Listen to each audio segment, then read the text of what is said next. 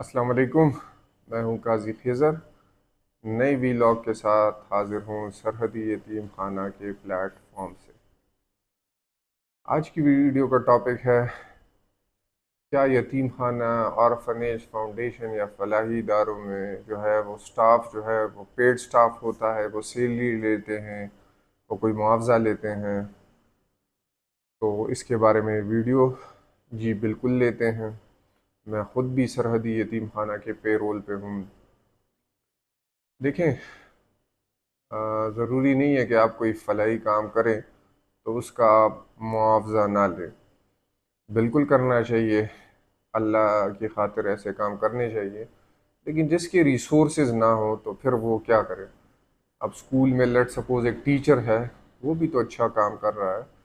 وہ بھی اس کا کچھ نہ کچھ معاوضہ جو ہے وہ دے رہا ہے۔ اسی طرح اگر ڈاکٹر ہے، وہ کسی کا علاج کر رہا ہے تو بھی وہ اس کا کوئی نہ کوئی معاوضہ لے رہا ہے۔ اسی طرح اگر کوئی انجینئر ہے، کوئی پل وغیرہ بنا رہا ہے یا سڑک بنا رہا ہے یا جو بھی فلاحی کام کر رہا ہے یا فٹ پاتھ وغیرہ بنا رہا ہے، یہ فلاحی کام ہے، لیکن اس کا وہ کچھ نہ کچھ معاوضہ لے رہا ہے۔ اسی طرح اگر آپ کوئی سی بھی فیلڈ لے لیں، اگر کوئی ایروپلین ہے، وہ حج پہ حاجیوں کو لے کے جا رہے ہیں تو وہ اس کا کچھ نہ کچھ معاوضہ لے رہے ہیں۔ کوئی حاجی ہے، وہ حج کے لیے جا رہا ہے یا عمرے کے لیے جا رہا ہے تو اس کا کچھ نہ کچھ معاوضہ پے کرتا ہے۔ لوگوں کا یہ کانسیپٹ ہوتا ہے کہ ایسے فلاحی اداروں میں جو سٹاف ہوتا ہے وہ پیڈ سٹاف نہیں ہوتا، یہ غلط فہمی ہے۔ زیادہ تر اداروں میں پیڈ سٹاف ہوتا ہے۔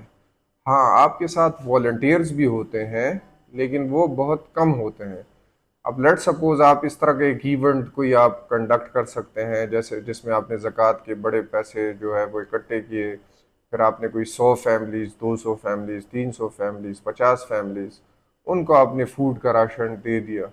تو وہ ایک ٹائم ایک ایکٹیویٹی کنڈکٹ کرتے ہیں، تو اس میں اگر آپ کوئی معاوضہ نہ لیں تو پھر بات بنتی ہے۔ لیکن جہاں پہ آپ لائف ٹائم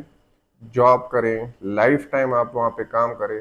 تو پھر اس کا کوئی نہ کوئی معاوضہ وہ لوگ لیتے ہیں۔ جیسے ہمارے پاس سٹاف میں ہے، کچھ سٹاف ہے ان کے 30 سال ہو گئے ہیں، کچھ کو 20 سال ہو گئے ہیں، کچھ کو 15 سال ہو گئے، مجھے خود 11 سال ہو گئے اس فیلڈ میں۔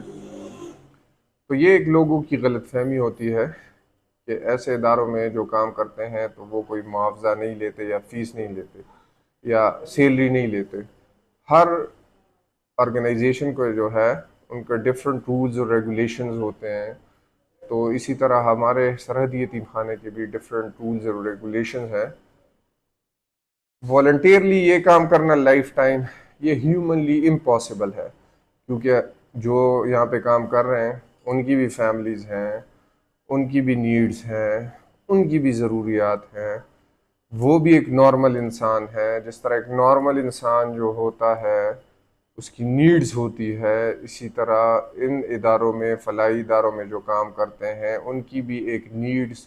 ہوتی ہے۔ وہ نیڈز پیسے سے پوری ہوتی ہے، جس کے لیے وہ سیلری لیتے ہیں، کچھ آرگنائزیشن کچھ پرسنٹیج لیتے ہیں، کچھ آرگنائزیشن جو ہوتے ہیں ان کا ڈفرینٹ سٹرکچر ہوتا ہے۔ تو صرف بات کرنے کا مقصد یہی ہے کہ لوگ جو ہیں اس بات کو سمجھے کہ فلاحی اداروں میں لوگ فری کام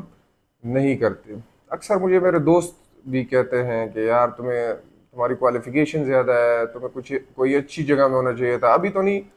جب میں نے ریسنٹلی یہ سرحدی یتیم خانہ جوائن کیا تھا، یہ ہماری اپنی آرگنائزیشن ہے، والد صاحب کے ڈیتھ کے بعد میں نے اس کا ایڈمنسٹریشن ورک سنبھالا، تو میں انہیں اکثر ایک بات کہتا تھا، میں نے کہا دیکھو زیادہ سے زیادہ تم لوگ یہی کہو گے کہ میں نے MBA کیا ہوا ہے، تو میں نے کہا کوئی بھی اچھے ادارے ہیں، کارپوریٹ سیکٹر لے لے، ٹیلی کام سیکٹر لے لے، گورنمنٹ آرگنائزیشن لے لے، ملٹی نیشنل کمپنیز لے لیں، کوئی بھی آرگنائزیشن آپ لے لیں، ان کو ایجوکیٹڈ لوگ آرام سے مل جائیں گے، MBAs انہیں بہت مل جائیں گے، لیکن ایسے فلاحی ادارے کو، ایسے آرفنیج کو کوئی ٹیلنٹڈ بندہ ملنا یا کوئی ایجوکیٹڈ بندہ ملنا یا کوئی ویژنری بندہ ملنا، یہ بہت مشکل بات ہے۔ تو یہ میرا مشکل فیصلہ تھا کہ اس فیلڈ کو ایز اے کریئر لینا، لیکن آلموسٹ میں 10 سال سے کچھ زیادہ ہو گیا ہے میں اس فیلڈ میں کام کر رہا ہوں، اور کوشش کر رہا ہوں کہ ڈے بائی ڈے اس فیلڈ میں، اپنے آرگنائزیشن میں، ان بچوں کے مستقبل میں امپرومنٹس لاؤں۔ تو آئی ہوپ کہ میں سمجھا پایا ہوں اگلی ویڈیو میں آپ سے ملاقات ہوگی، تب تک کے لیے اللہ حافظ۔